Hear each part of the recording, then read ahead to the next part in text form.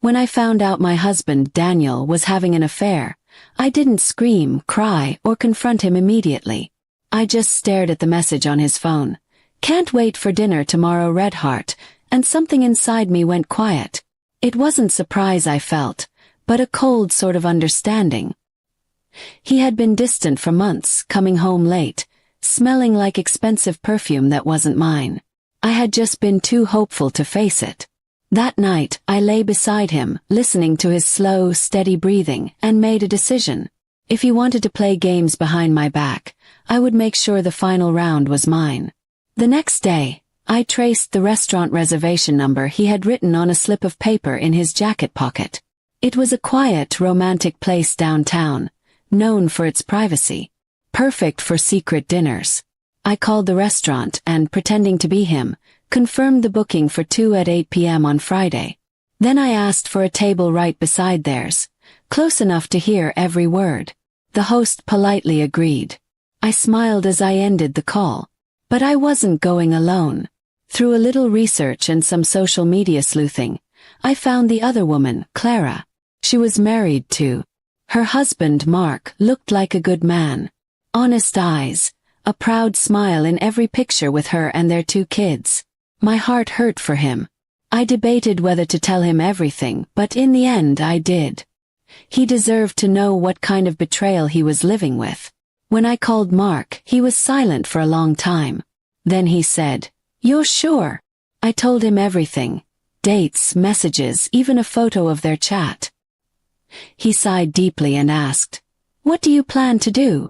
I explained my idea, and after a long pause he said, "Count me in." Friday night arrived. I dressed simply. Nothing dramatic, just a dark blue dress and calm eyes that hid a storm.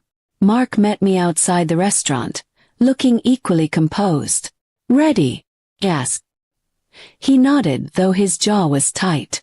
Together we walked in, and I asked the host to take us to our table. Daniel and Clara were already there. They looked like a perfect couple, laughing softly, holding hands across the table.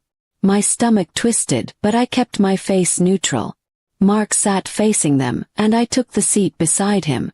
When Daniel finally noticed me, the color drained from his face. Clara froze, her fork midair. "Well," I said lightly, "fancy seeing you two here." The silence that followed was thick enough to cut. Daniel stammered, "Emma, what are you doing here?" I smiled sweetly. "Having dinner. With Clara's husband." I gestured toward Mark, who was staring at his wife with quiet fury. Clara whispered, "Mark, please, it's not what you think." But Mark leaned back in his chair. "Really? Because it looks exactly like what I think." The waiter arrived awkwardly, unsure whether to take orders or flee. Daniel muttered something about leaving, but I stopped him. "No, please. Finish your dinner. You went to such lengths to plan it." Every minute that passed stretched painfully.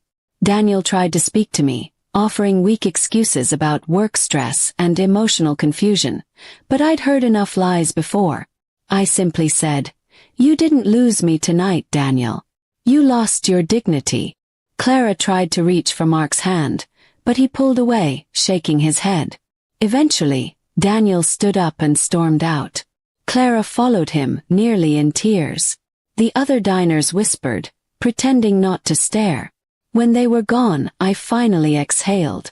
Mark and I sat quietly for a while. "I didn't think I'd actually go through with this," he said softly. "You were brave." I smiled faintly. "No, just tired of pretending." We finished our meal in calm silence, 2 strangers united by betrayal. When we stepped outside, the night air felt strangely fresh. Mark thanked me for telling him the truth.